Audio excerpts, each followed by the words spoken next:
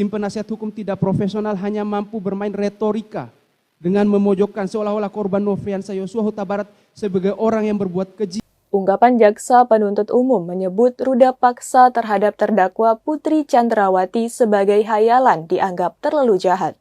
Penasihat hukum Putri Chandrawati menyebut pernyataan penuntut umum menjadikan Putri Chandrawati sebagai korban untuk kedua kali. Kami, penuntut umum, membuka tanggapan kami dengan pernyataan. Siapa di sini yang sebenarnya berasumsi dengan menggunakan alat bukti yang tidak tervalidasi dan tidak tercukupi. Pledoi tim penasihat hukum terdakwa Putri Chandrawati keliru atau tidak benar.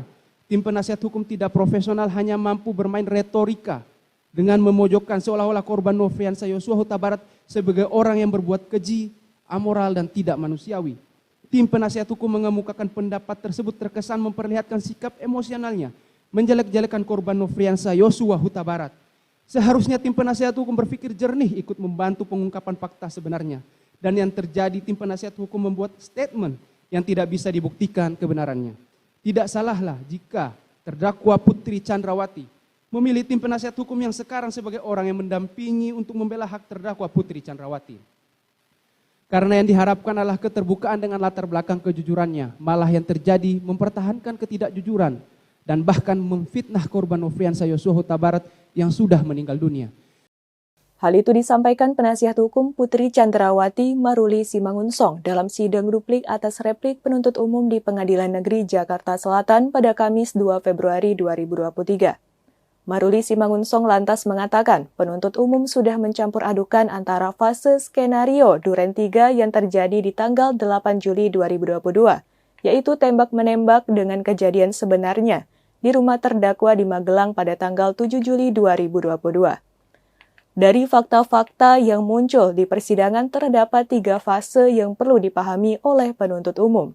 Pertama, fase rangkaian peristiwa ruda paksa yang terjadi di Magelang pada 7 Juli 2022, sebagaimana keterangan terdakwa yang dikuatkan dengan keterangan saksi Susi, saksi Kuat Ma'ruf, saksi Richard Eliezer Pudihang Lumiu, saksi Ricky Rizal Wibowo, dan keterangan Ferdi Sambo.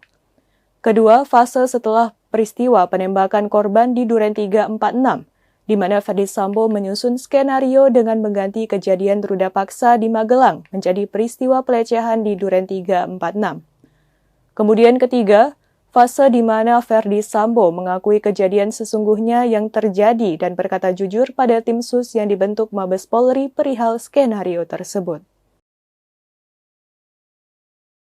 Tim penasihat hukum hanya berusaha untuk mengalihkan guna mengaburkan peristiwa yang sudah terang benderang terungkap di depan persidangan ini.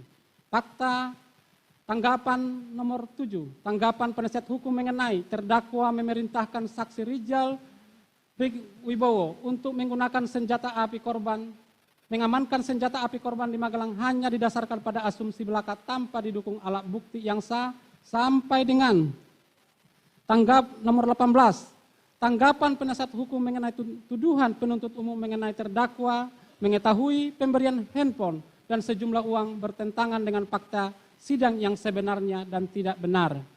Untuk berita selengkapnya, teman-teman bisa langsung cek di website Bangka Pos di bangkapos.com dan posbelitung.co.